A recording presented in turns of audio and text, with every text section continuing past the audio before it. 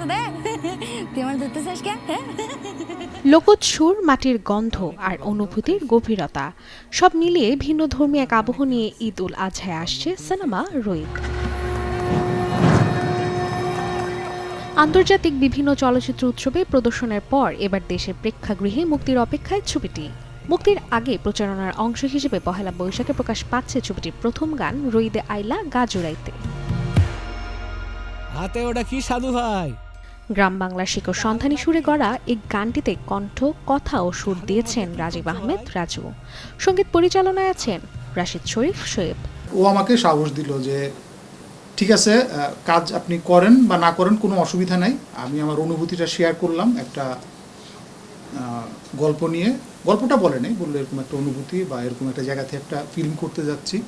So আপনার যদি কখনো মনে হয় বা কখনো গুনগুন করতে করতে কিছু একটা তৈরি হয়, সো সেই ক্ষেত্রে আমরা এইভাবে আসলে এই রোদ আইলা গা জুড়াইতে।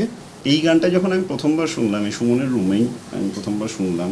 রাজুভাই, সুমন আমাকে মোবাইল রেকর্ডিং শোনালো, রাজুভাই পাঠিয়েছেন।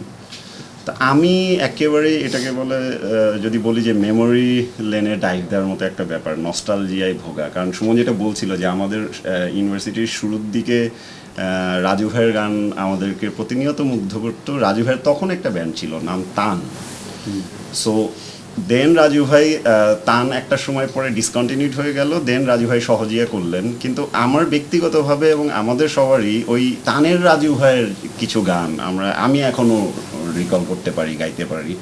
তো এই গানটা আমাকে ঠিক ওই অনুভূতিতে ফেরত নিয়ে গেল। কি বুঝলেন ভাই? অনলি যেটাই চাই। হাওয়ার পর এই ছবিটি দর্শকদের কাছে আরও ভালো লাগার যেমন হতে পারে, তেমনি ভিন্ন ধর্মী নির্মাণের কারণে সমালোচনা মেনে নিতেও প্রস্তুত নির্মাতা। আমার সিনেমা জনপ্রিয় হোক, মানুষ অনেক দেখুক, এটা বরঞ্চ চাই। জনপ্রিয় শব্দটা অনেক মানুষ দেখলে আমার খুবই ভালো লাগে। এবং ফিল্ম মেকার হিসেবে আমার তো তৃপ্তি তখনই যখন আমি দেখব যে আমার ছবিটা সবাই দেখছে।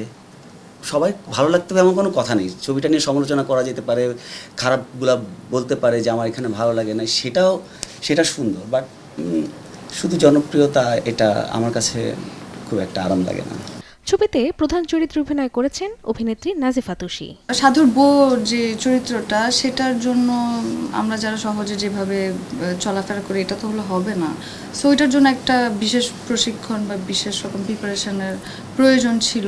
সো ওইটাই চেষ্টা ছিল, সবার এক ধরনের চেষ্টা ছিল। আমিও টিমের সাথে মিলে সেটা করার চেষ্টা করেছি। পুরো সময়টাই সুন্দর, মানে এটা জীবনে একটা সিগনিফিক্যান্ট আরেকটা মেমোরি, যেটা আসলে মনে হয় যে মানুষের জীবনে থেকে যাবে, এই ধরনের একটা অনুভূতি।